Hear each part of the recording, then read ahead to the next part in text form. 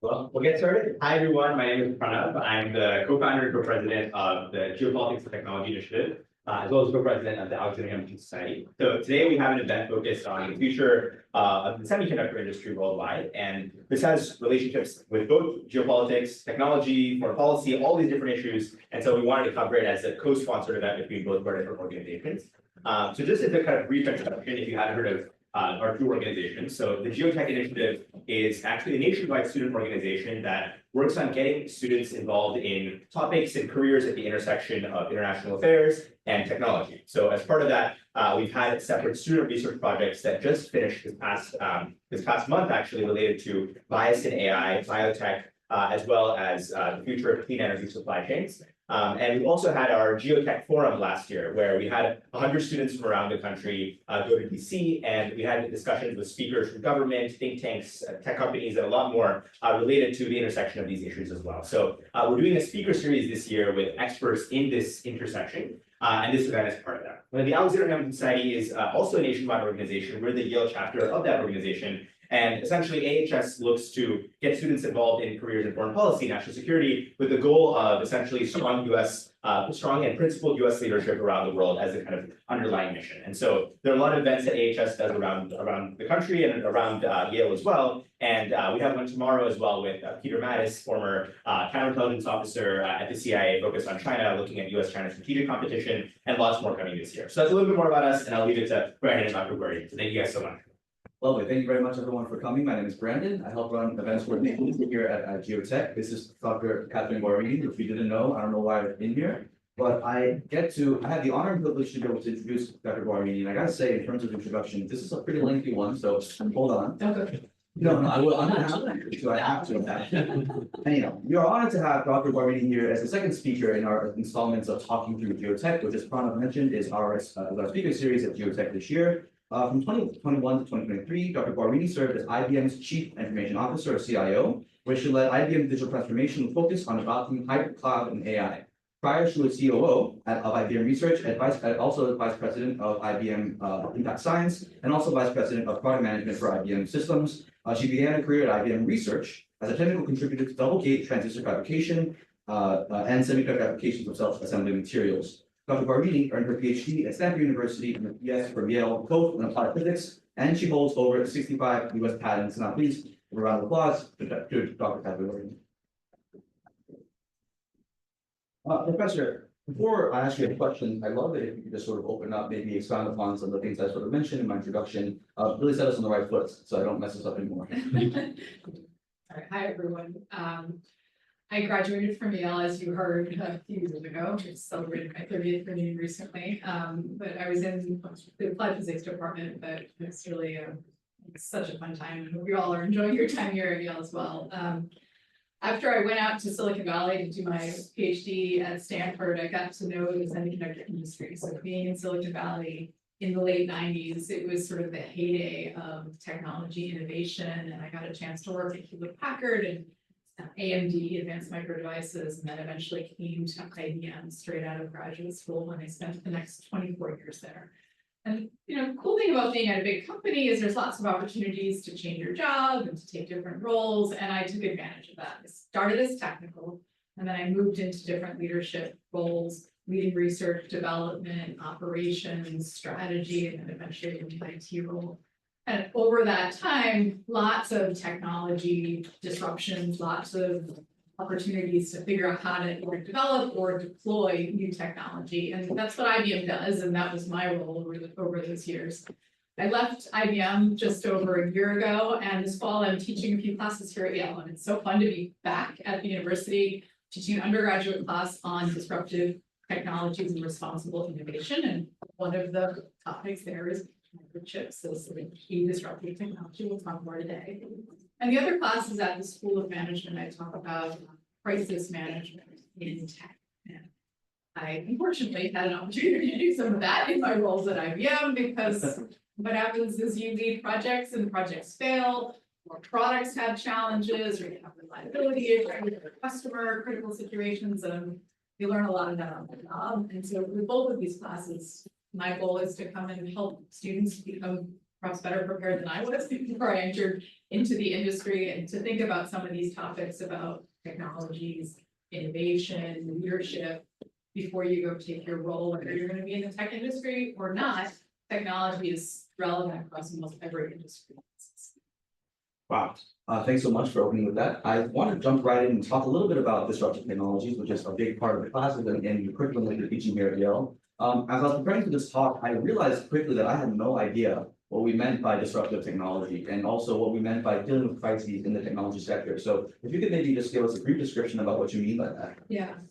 So disruptive technology is really a solution that radically changes the way their consumers or industries or businesses operate.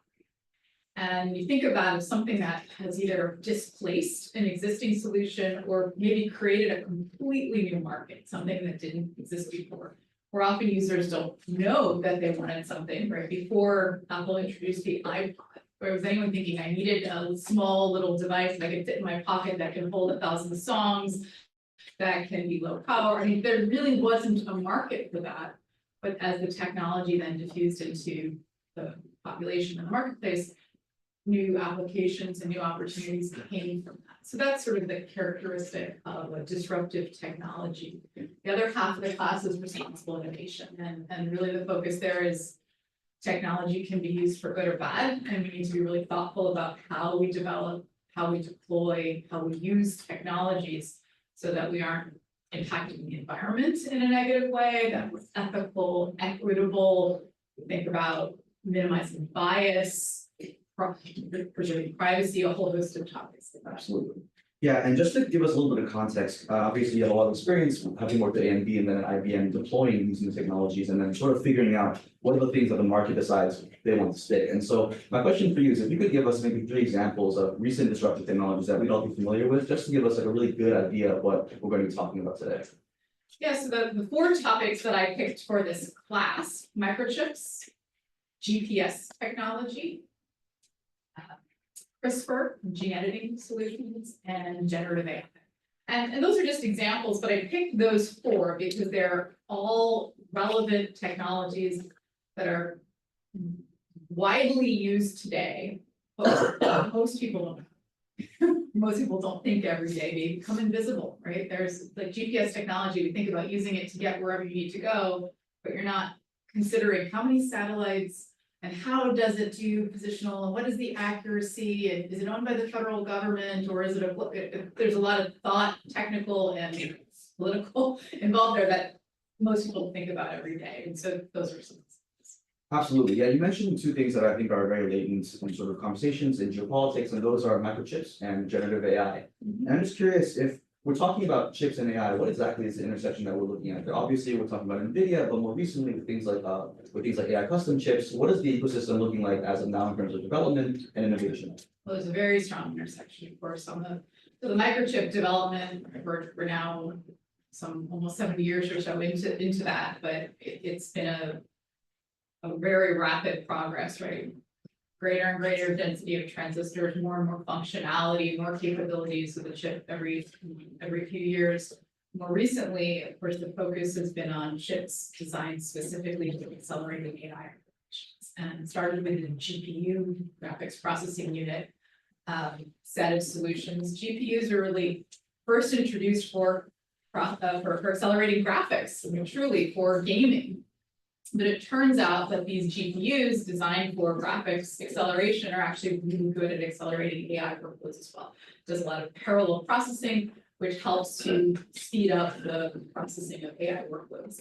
You can also design other chips besides GPUs that are more targeted for AI applications, like application-specific integrated circuits or ASICs that are designed explicitly for the AI workloads. And lots of companies are doing that. You mentioned NVIDIA, which one of the highest market cap companies in the world today, big market specifically around GPUs, but many other companies that are designing their own chips, like Google's TPU, tensor processing unit, is an ASIC designed specifically for AI acceleration.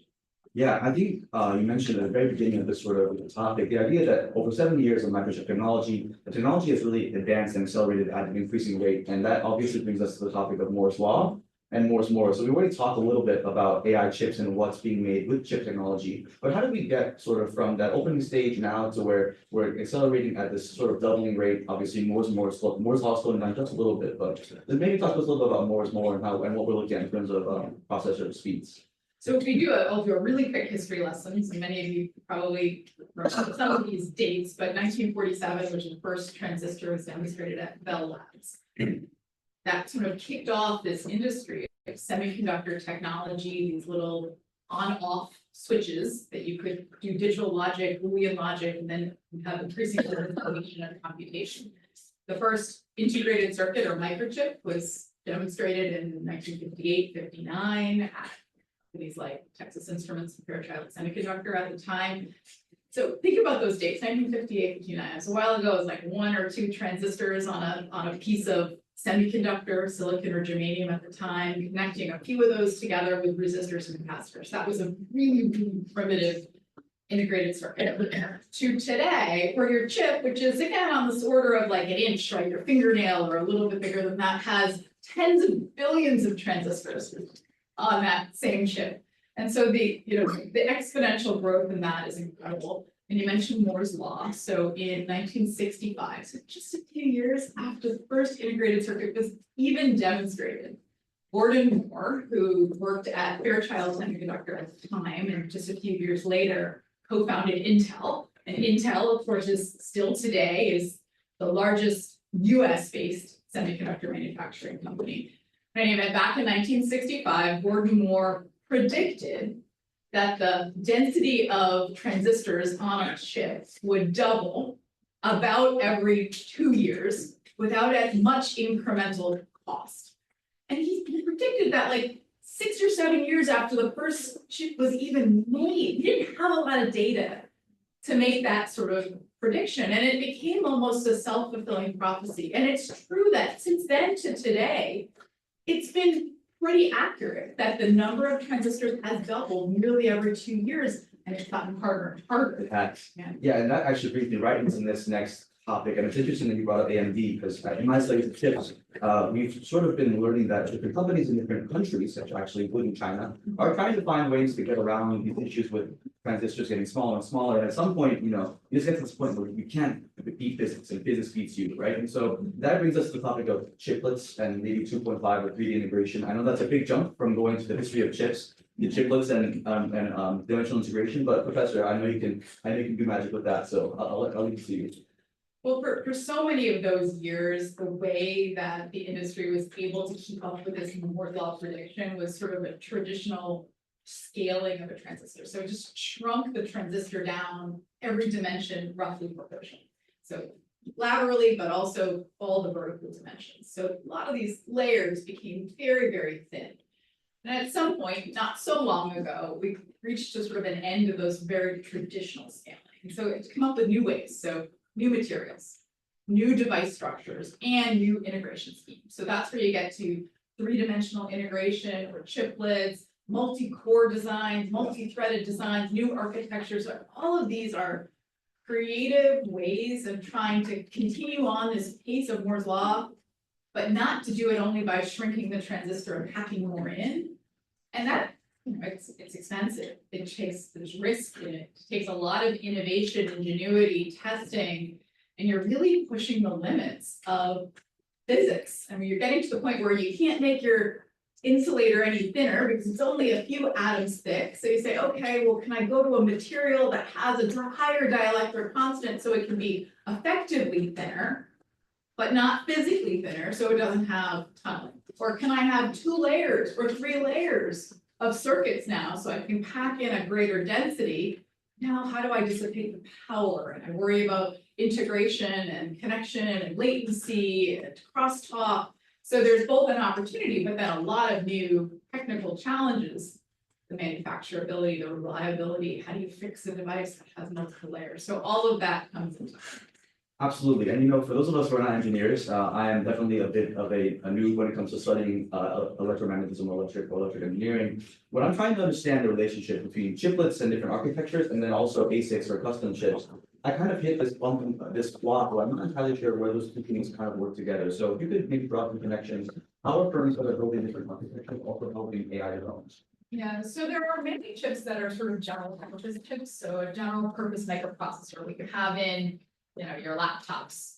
You have a lot of functionality and it can do many, many things, right? You can run your PowerPoint, you can do a calculation, there's lots of different capabilities because it's really a general purpose design.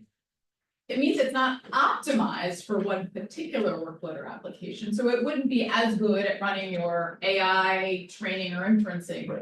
It's capable, it can do it, but it won't do it as quickly as a chip that was designed specifically for that purpose. And so there are these general purpose chips that are made by many companies, I'll talk about many in a moment, but made by several companies, designed by many, fabricated by a few, and are put in a set of devices that are really more general. But then there are these companies that are designing the more specific, the application specific integrated circuit or ASICs. Those have been around for a while now. Many have designed application specific chips for game systems like the Xboxes and the PlayStations, application specific integrated circuits for your refrigerator or your car. I mean, there's so many of these applications. What's more recent is the rise in focus around the ASIC specifically for AI. Yeah, absolutely. I think that sort of segues into this next topic of low competition in the CHIPS Act. So obviously, there's this rising concern with AI being used in national defense and also weapons systems. Obviously, the United States has this sort of obsession with the small gardens high fence policy. The other side of this sort of defensive policy is trying to encourage United States, US firms to get better at chip making and also for us to make to have more chip making here domestically. So in terms of where do we balance this sort of advancing the technology and also making our own value chains more bolstered? Well, a lot of the concerns around the topic you just brought up is the supply chain chip shortage that we experienced. And I don't know if any of you were trying to buy a new refrigerator or get a new car or any of this in 2020 or 2021, you probably had difficulty. I did. I mean, literally my refrigerator was on the brink and I couldn't, there was like a 6-month lead time on refrigerators because there was a chip shortage and could not get enough chips to populate all of these home electronics or appliances or any of those. And so many of these truly rely on microchips, right? A car has 300,000 chips in it today. And so you can't ship a car unless you have a chip supply. And so that really caused concern by many, certainly in the United States, it's true in Europe as well, that we have a problem because of supply chain issues, among other things. So then you say, well, why did that occur? And you actually can look back that this started some time ago based on a consolidation in the industry. So if I look back to 1990 or so, the US back then actually produced about 40% of the chips in the world. Today it's less than 1%. It's a big, big change. 30 years ago, there were 26 or so different companies that produced semiconductor chips at the leading edge node, meaning the highest performance, smallest, most leading edge. What would that have been at that time? Sorry to interrupt. What size? Yeah, like are you talking about 4 nanometer? Sorry. No, bigger than that. Yeah. This was probably 500 nanometers or so. Jeez. But it was small at the time, but it was nowhere near where we are today. But as the technology was progressing and the dimensions were shrinking, it became very difficult for so many of these players to continue to do it on their own. It became expensive, became more technically challenging. And so there was consolidation. Multiple companies said, we'll work together on this rather than go it alone. And you fast forward to today, there are only 3 companies in the world, 3 that are fabricating leading edge chips. It's TSMC, Taiwan Semiconductor Manufacturing Company, which is the largest semiconductor foundry in the world, in Taiwan. Samsung, based in Korea, also does their own technology, builds their own chips, but it's a foundry for others. And Intel, the US-based company. It's literally only those 3 companies that are left from a 26 companies 30 years ago to those three that exist today doing that true leading edge. And so then the US says, oh my, 2 out of the 3, in fact, the larger 2 out of the 3 companies are based outside the US.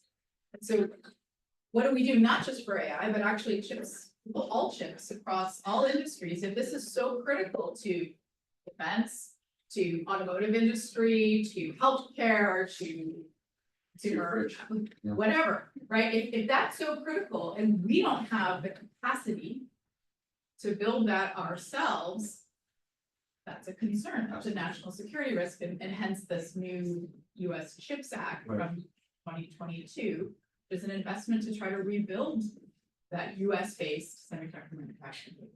Yeah, that's fantastic. And obviously, we talked a little bit about sort of supply chain deficiencies or finding out where the supply chain faltered, and COVID was a big deal, as we mentioned, during the pandemic. It was tough.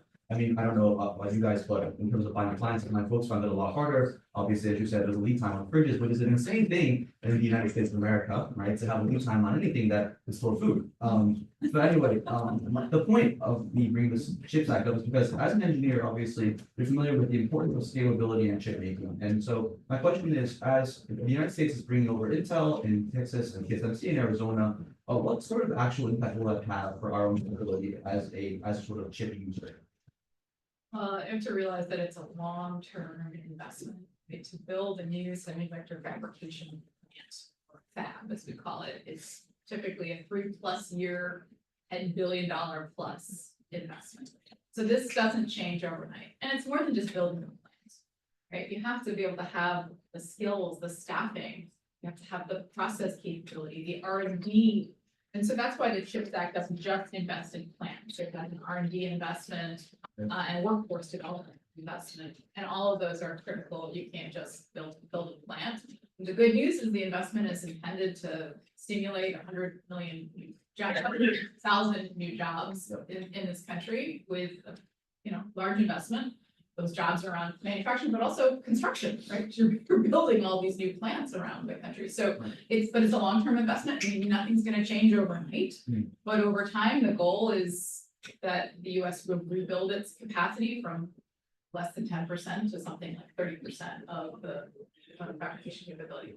But that's an ambitious goal.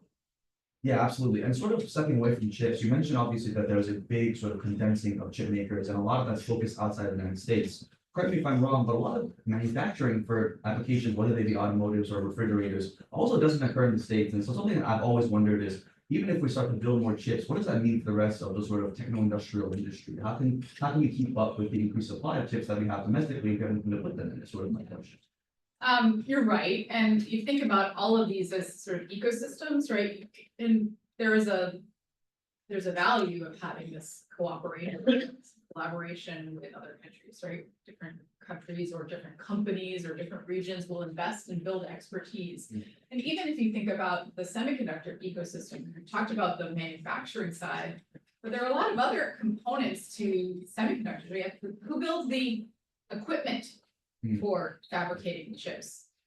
A lot of that's the United States. Who does the design tools that allow companies like Apple or whoever to design sophisticated chips? A lot of those design tools are in the United States. The biggest companies are US based. Who does the packaging of the final chip? And who supplies the raw material? A lot of that's in China today. Big percentage of that. So it's not just the manufacturing, as you say. It would be unreasonable for the US to invest and do everything ourselves, right? We're talking about decades and decades of expertise, specialization that's built up. So there's a real value of this collaboration, and we're not going to have the capability, nor does it make strategic sense in my mind to do it all ourselves. Absolutely. But as geopolitical tensions rise and as there's tensions between certain countries, I think that there's a rising concern about having capacity either ourselves or within a set of countries that we consider as close allies.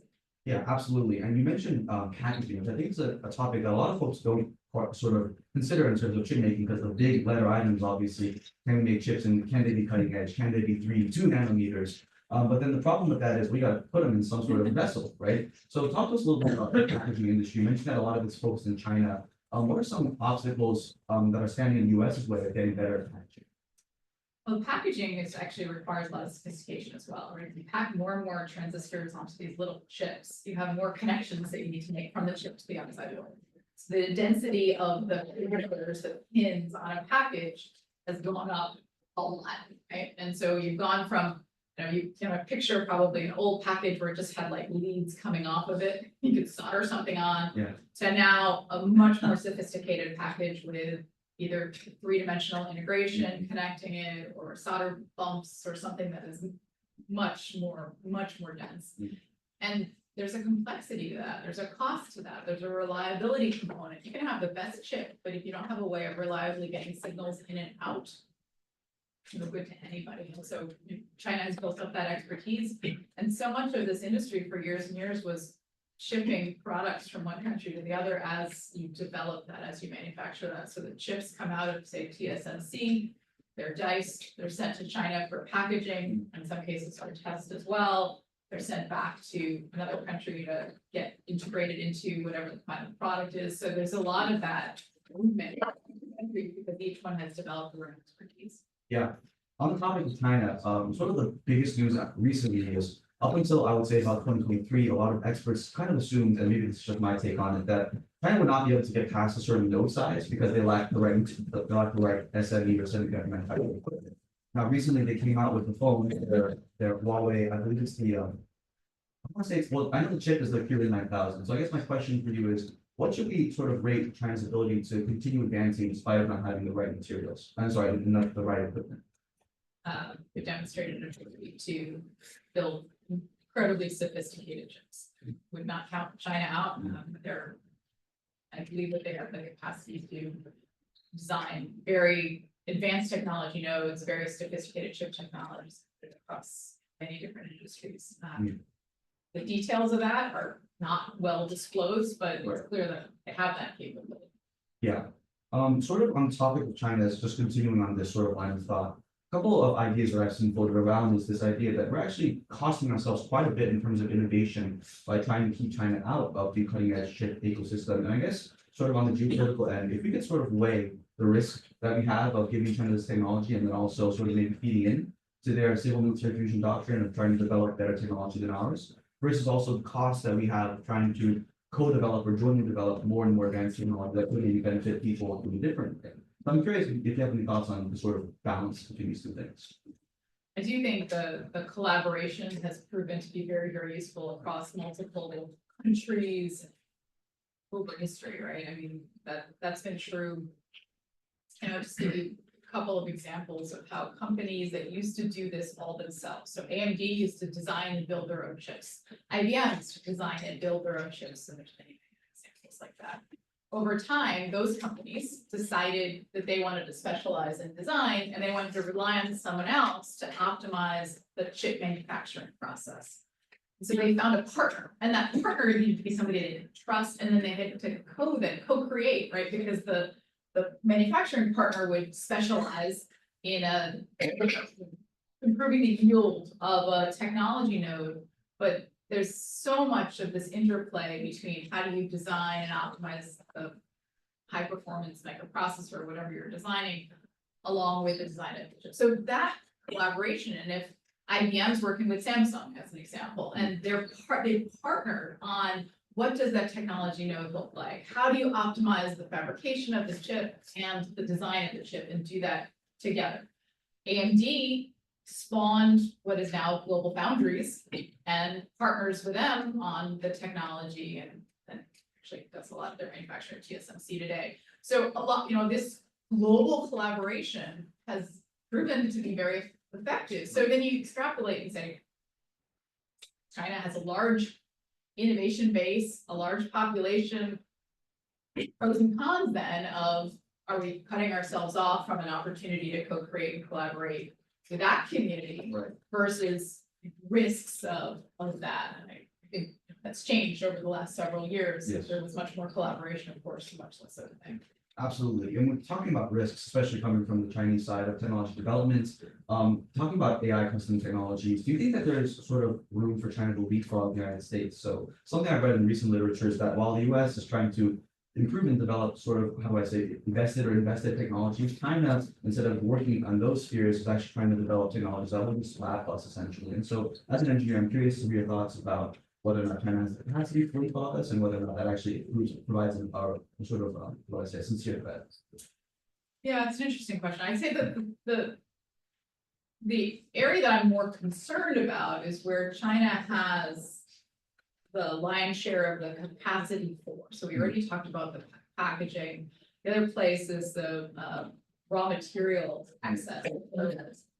China actually supplies the majority of silicon, raw silicon. Silicon, of course, is the substrate material used in 98% of all microchips today, and that is largely sourced from China today. A number of other gallium, a number of other materials are sourced from China as well, less prevalent in manufacturing today. So that's the area that concerns me in terms of global risk. It's interesting in terms of the risk of them leapfrogging. I think everybody's trying to leapfrog, meaning this incremental innovation is important, but not sufficient, right? It's about how do you look for a new architecture, a radical new way of designing, right? For so many, AI isn't new, believe it or not, right? AI has been around, machine learning, ways of doing artificial intelligence has been around for some time. What's new is the technique that's being used. Neural network technology, generative AI, large language models, a lot of this is new approaches, massive amounts of data, acceleration, compute technology, and then these new algorithms that are being used that are accelerating the ability to do all the amazing things that you're doing with ChatGPT and DALL-E and all these things that weren't available not so long ago. Right. So US companies, China company, everybody's looking to say, what's that next big thing? But we think about there's something called the innovator's dilemma, which is Clayton Christensen, who was a Harvard Business School professor for many, many years, has written a book about how difficult it is to disrupt yourself, right? Often those companies that are innovative, that introduce something that is a direct disruption to the market, have a very difficult time being disruptive again, because they have to then protect their business, right? They've built up a customer base. They now have a market position. And so they often have to create either a separate organization or a separate investment stream, protect a group that can be that leapfrog. And so I do think US companies as well as Chinese companies are looking for how do you do that? Not easy, but everyone is looking for it. Yeah, everyone's searching, everyone's trying to get the leg up, right? And you actually mentioned silicon and germanium or gallium was that you were talking about, and those are obviously substrates. We're talking about the things that we sort of put chips on or use to conduct and to conduct the heat, etc. And I'm just curious, in terms of chips in the environment, what do you think the sort of implications of these new substrates, and how important do you think having access to these new substrates will become over time? Well, the substrate of silicon is used almost all of the time today, even though the first transistor was built on germanium. But silicon is far more abundant, which makes it much more easily accessible, lower cost, and has a number of properties that make it easier to manufacture, including the surface dielectric that's on it. But perhaps even more importantly is you have 70 years of experience with this material, right? You have tools and processes that are optimized. So it would be a very, very tall order to replace silicon with something else for the majority of applications. There are niche applications, very high power applications, and some other unique use cases where a gallium arsenide or gallium nitride or another semiconductor material is being used or could be used as the substrate. But I don't expect that that would become widely adopted for cost, availability, and just the presence of expertise and equipment that's available. Great. Yeah, I just have one more question. I think we'll go ahead and open it up for the questioning. So we're talking a lot about these technologies that are we're becoming more used to them, and also we're seeing developments in tech that have been around for a while, but now we're seeing higher end, cutting edge applications. So we started off by talking about disruptive tech and defining it as a sort of industry insider, as a scientist. what do you think are some things that folks aren't looking at that are maybe flying under the radar that could possibly pose to be the next big thing in terms of disrupting technology? In general, disrupting or specifically? Chips or in general, I'm something, whatever you sort of noticed recently also works. You know, I think the areas that are really exciting today are the intersections of disciplines. So where you see innovation that's happening in the biological realm that's intersecting in an engineering or in another area. And you see that with technologies like genetic engineering, even like the GPS technology we talked about. It's interesting, you know, you have satellite capability, you can get position, but you can only get the applications that we use every day if you could leverage microchip technology. Right. You can, so it's those intersections that I think are most interesting, and actually where you're going to see the net new innovations, because you have people with expertise and different disciplines coming together, and that's creating real opportunities for innovation. Lovely. On that very, very sort of potential, I'm sorry, on that note, that it carries a lot of potential for further discussion. Why don't we open up the questions? Yes. I wanted to ask a deal about, we've seen recently with TSMC sort of working to export to both China and the US, and how there's an inherent how globalization sort of foster that balance, and almost TSMC is inherently crucial to Taiwan's security because of how important its manufacturing processes is. So do you think that as both China and the US sort of move to sort of nationalize their own really critical industries, that as these supply chains become less globalized, especially in South Korea and Taiwan, is there an incentive now or less of a harm for global conflict in this region? As you're contemplating, please join me as we give a final warm round of applause for Professor Guarini.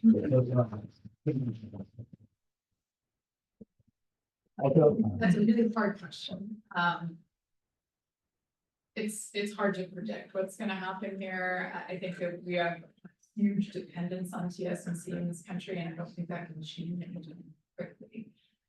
Even the CHIPS Act investment that's happening in US-based manufacturing capability, some of that's for TSMC fabs in the US and Samsung fabs in the US, as well as Micron and Intel and so on.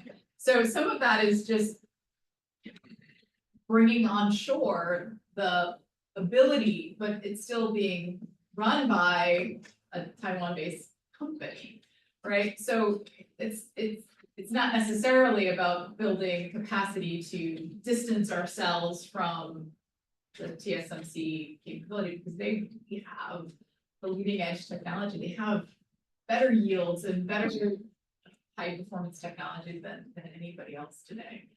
The dynamics are fraught, though. That's the reason why there's the tension, I think, that we see today. And it's not just US. I mean, Europe actually passed a European CHIPS Act a year after the US to build, again, their own capability. But again, it doesn't really make sense for every part of the world to build, to kind of replicate this capability. But from an innovation perspective, wouldn't we like to have everybody worrying about a different problem rather than trying to replicate the same? And so, you know, I have concerns around that. Is this going to divert attention from whatever that next big thing is to just kind of everybody building chips? I don't think that's a good answer for us, but you know, clearly the supply chain disruptions has alarmed everyone, and so people are looking for ways to mitigate those risks. And everyone, just give your name, introduction as well. I'm not gonna go for it. Yeah. I'm Valentina. I guess last year I was part of the Schmidt program, and I got to go with Pranav and other students to China and Taiwan. And it was very fun. So I'm wondering about whether we should draw a distinction between lagging edge chips and leading edge chips. Because we were discussing supply chain disruption, and especially what happened during COVID with, I guess, fridges or cars, that's more lagging edge. That's not state-of-the-art AI chips that we are like buying from TSMC that are designed by NVIDIA that use ASML, like the graphic technology, that are being put into like, I don't know, data centers for OpenAI to train ChatGPT. That's like stuff that we can into our car, which is a little bit less expensive, a little bit less fancy. should we be focusing on building fabs for the lagging end, because that's what's really necessary for like national security, the kind of like a national petroleum reserve, with the understanding that like we have a free market economy and we're not necessarily good at doing government sponsored work. We're rather very good as the United States of America of jumping on the next biggest thing and disrupting ourselves. So I think you almost answered your own question, because the reality is, I think in this country, we gravitate towards trying to drive that, push the envelope innovation, right? What is the technology that's gonna allow us to build the fastest AI accelerators on the planet? So, and I have a lot of confidence in the US technical leadership to be able to do that. I don't have tremendous confidence in our ability to build the lowest cost, lower performing chip technology used for mass production and all this. But you're absolutely right that if you look at the breakdown of the types of chips that were of a particular concern during COVID, it was largely the less leading edge and a variety of others. Although eventually it got to the point where even chips for your cell phones and your computers were also delayed. So I think it's a worthy discussion to have. I think we have to think not just about, kind of economics on paper, what would make sense, but also culturally and, what is reasonable. And, we've had this discussion, and it's actually some people brought it up even in our class saying, okay, well, TSMC has a model that works. They have a culture, they have a set of employees and talent that they can optimize and harness with success. Even TSMC's leadership in the United States saying, we're gonna go build a fab, are they going to be able to do as well in the United States? We don't have the talent. It's not just that we don't have the fabs. We've stopped investing in building the talent pipeline, and it takes time to build that as well. Great question. Yes. Hi, my name is Kai Chan. I'm a first year at the college. Obviously, you're an industry professional. You've seen sort of everything there is to see on the insides of the industry. And I'm sort of wondering if you could give us a sense of how far behind public perception of our semiconductor technology is from the actual cutting edge, right? So how many years behind is my perception of what we can do compared to what your colleagues maybe at Intel, your former colleagues, could tell us about it? I think the reality is that we have some really strong R&D still in this country, right? We do have some really innovative research programs where we demonstrate for the first time the smallest ever X. I mean, you see a lot of times there'll be the published, IBM demonstrated the first 2 nanometer transistor, it's on the cover of this, or Intel demonstrated that, or even universities have shown for the first time the ability to stack a 10-layer chip. And so the cutting edge true innovation of demonstration of prototypes, I think is still happening and happening really well in this country. New materials, new structures, first ever nanogate transistor, and completely new architecture, the device physics, but it's been the TSMCs of the world have figured out how to take that prototype concept and manufacture at scale. We have not had much success at doing that. Even Intel is behind what TSMC is doing in terms of the ability to scale. And it's partly because of volume, right? TSMC's volume allows them, they run more wafers, they have more volume going through, it allows them to optimize the processes and improve their yield, get their cost points down. Whereas we haven't had that in this country, and one company that does that. And Intel's business, they're largely doing it to build their own chips, right? They're Intel inside, the processor in your, in your laptops. They do have a foundry business where they build chips for others. It's not a profitable business. In fact, they're struggling to make sense of it. The US is trying to subsidize to try to keep them in that business. the last thing US wants is all the founder business, all of the NVIDIAs and AMDs and IBMs and Apples of the world sending their designs overseas to be fabricated, but today, that's mostly happening. Follow up. Yeah. I'm wondering if you could give us an estimate of like what that looks like in adjacent industries. So for example, when I log on to ChatGPT, right, I'm pretty amazed by the technology, but I'm sure AI lasted about 5 years ago. So, you don't think so? I don't think so. What's the kind of lag now, right? No, In the most advanced models that OpenAI has in like, behind closed doors, how far away is that from being publicly accessible? It's much faster in that space. I mean, the real difference between the chip world, talking about hardware speed, which hardware's slow, software's fast, right? Because you design a chip, you have to verify that design, you have to build it, you prototype it, you test it, the process is long to go from a concept through to getting a product out and into your hands. So it's years, right? Literally, it's maybe multi-years, and we were building the mainframe design. It's like a 2 to 3 year design on a hardware, microchip, and so on, and then longer to get the rest of the software integrated, tested, and delivered to customers. Whereas on the OpenAI side, I think it's much faster. And you see that, like, it's one of the reasons why patenting is less relevant in the software and the AI space. It's just moving so fast. Not doing peer-reviewed publications anymore in that space. They're getting it out into the open, archive, getting publications out immediately, posting it on their blog, next things out there. They're open source contributors. Let me put this out there and get your feedback. So I think what you're seeing is a much faster introduction of new technology that's actually getting in the hands. And what OpenAI has done brilliantly, frankly, is to get their solutions out into a much larger user base, so they very quickly get feedback and iterate better. Very cool. Yeah. Evening, Professor. Thank you for your time. Austin, law student. My question is about maybe one of these like weird little applications. I'm interested to hear your like expert opinion on. Do you think space manufacturing is a real like avenue for the advancement of chip manufacturing? Is this something that's like encountered in your work? Space manufacturing, meaning building chips in space? Yeah, using low gravity to like make the atoms perfect grid shape or whatever. I am not familiar with that proposal. It sounds a little bit out there to me.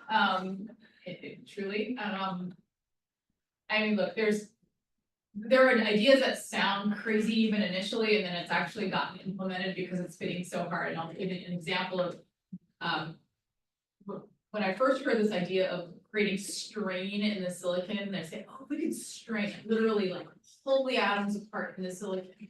You could allow the electrons to move more quickly through it. And I was like, what are you crazy? Like, what are you gonna do?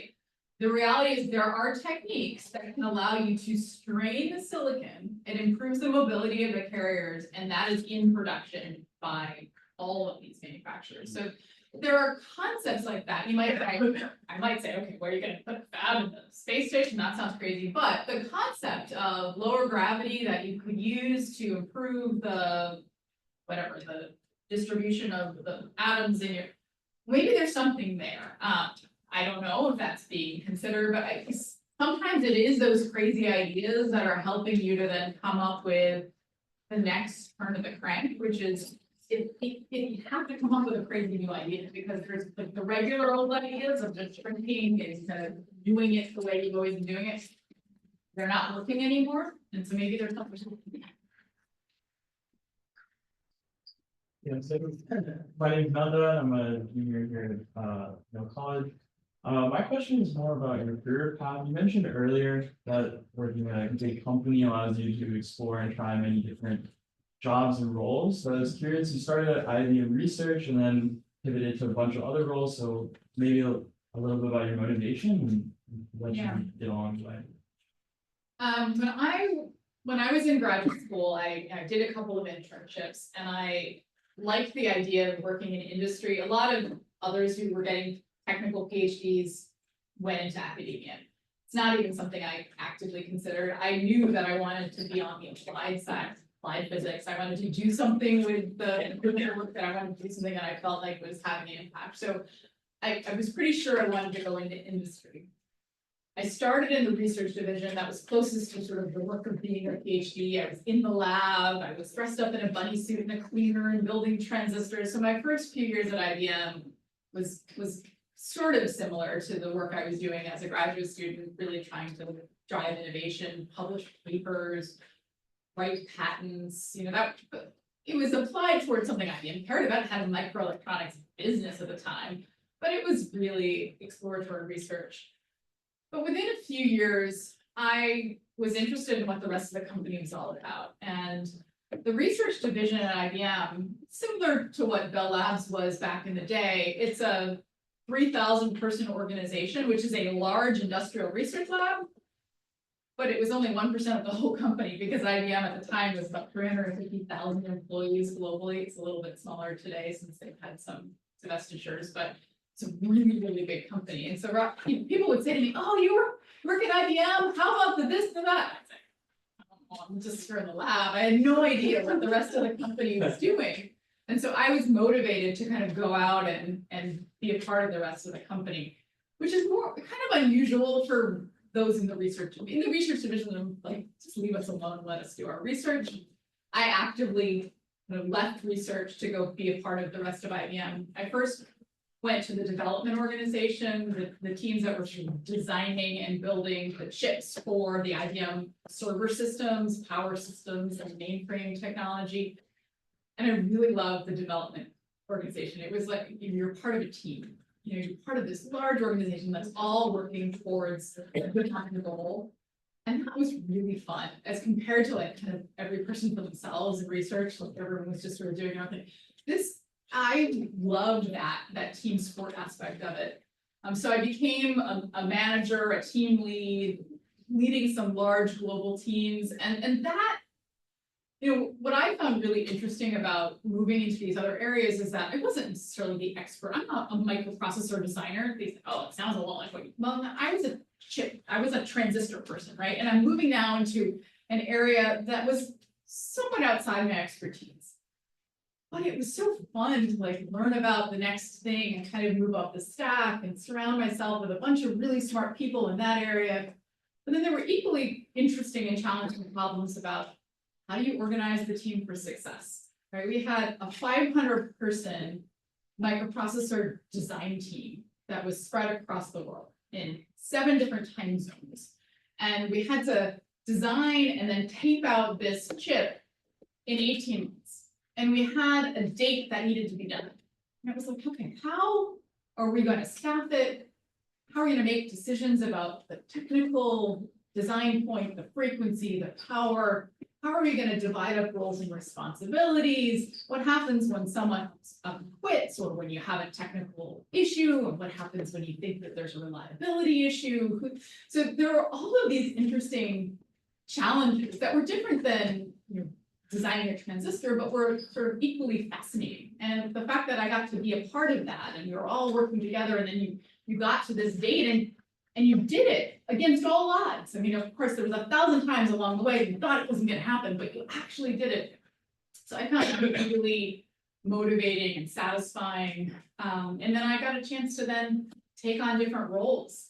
I went into a product management role where I then talked to customers about, well, what should we design? What are you using this for? And what would most benefit you as a customer? So we come back and then work with the development team to try to optimize the design to meet what was needed in the market. And then I eventually came back into the research division after being out of it for a very long time. And now I kind of knew what the IBM company was all about, knew what we were doing. And my role now is to say, how do we keep this industrial research lab relevant? So we still like to be innovative and do research, but we're not a university, right? It's got to be relevant to a company that now has changed. We're doing AI and cloud computing and things that were not just semiconductor. We divested of the semiconductor business. Someone else was, Samsung was going to build the chips for IBM. So much of that has changed, and I got a chance to do that. And then I led I was CIO as the IT team. But the point is, I got a chance to have a dozen different jobs at one company, in different organizations, different missions. But the value is I had this network of people, I knew how the company operated, I got to meet with customers, I knew our product portfolio. So for me, there was value in staying at a company because there's a lot of continuity, and I think the values of the company were meaningful to me, and I liked the really smart, motivated people I worked with. But I would have been bored if I stayed in the same role for 24 years. And so I had a chance to move around and do different things and learn different things. So, you know, it was sort of, for me, the best of both worlds for a long time until I was ready to go do something else. Other people would say, oh, old, big, stodgy company, you don't want to be a number, you know, how innovative, are they like a startup? And so there's all, you know, there's reasonable objections. But for me, it was a great place to be for many, many years. That's really inspiring. I think it's crazy how you started at one job, and obviously, as you say, the company changed so that you weren't even, what you did wasn't even available anymore, Yeah. right? Like, that's insane to me. I think on that point, we have time for one final question. I think oh, please. Hi, Roberta. Thank you so much for the wonderful part that had. And my question is about the disruptive technology in the biotech industry. Because you just mentioned CRISPR and also like generative AI. And today's the Nobel Prize in Chemistry goes to Dr. David Baker, the University of Washington for the Nobel Protein Design. Yeah. And obviously, Regeneron is the most successful, like innovative biotech pharma companies. And Regeneron has partnership and with Airliner in sRNA, and many Regeneron also has genetic centers doing this very disruptive technologies. So I'm curious. So what's what kind of advice would you give to other pharma or biotech companies when they see how they should like approach to build these capabilities, how they can leverage the disruptive technologies to build them like in-house, to build these capabilities in their companies, or like doing like leverage strategic partnerships? Great question. So you mentioned Regeneron. So for those of you who don't know, I'm on the board of directors for Regeneron. It's a biotech company. It's been around for about 35 years. It's got 8 or so FDA approved drugs in the market. Iovera and Dupixent are the two most widely known and used drugs. But what impressed me about Regeneron and why I decided to join and support them is that they have a incredibly deep commitment to science and innovation. That's what they're founded on. They were started by 2 MD PhD scientists who still lead the company today. And they are, I mean, like no one I have ever seen as committed to science as anyone will, right? Coming from IBM Research, I just told you a story about commitment to science. I will tell you Regeneron blows them away, or they protect their scientists, they allow a lot of freedom and flexibility, they push the envelope, they do things no one else has done. And it's very hard to do that, as we said, during many companies. Once you have a successful drug, you have a Dupixent that's has a massive market and growth. You know, it's tendency to want to protect that. And what Regeneron has done very, very well is to continue to invest in a pipeline of new opportunities that is mammoth, perhaps too big compared to us, but it's incredible because of the science and because of the innovation. And so they're eager to leverage new technologies. So they have this genetics, Regeneron Genetics Center, and they've sequenced more genomes than anyone else in the world. They have that data, they can identify patterns, they can validate opportunities, and they combine that with very deep expertise, the scientists themselves who are creative and engaging, partnerships and in the market, working with patients. And there's just so much going on there. And I think that unwavering commitment to science and innovation is unparalleled. And I think that's what distinguishes Regeneron today. And you mentioned the Nobel Prize today. Yesterday, it was the Physics Nobel Prize, which was around AI, the work that was happening towards AI. So I think there's some really exciting recognition for work that's relevant across the different industries. Professor, thank you so much for an enlightening and entertaining talk. It's been a wonderful use of our Thursday evening. So please, would everyone welcome me, would everyone join me in giving Professor Guarini a final round of applause.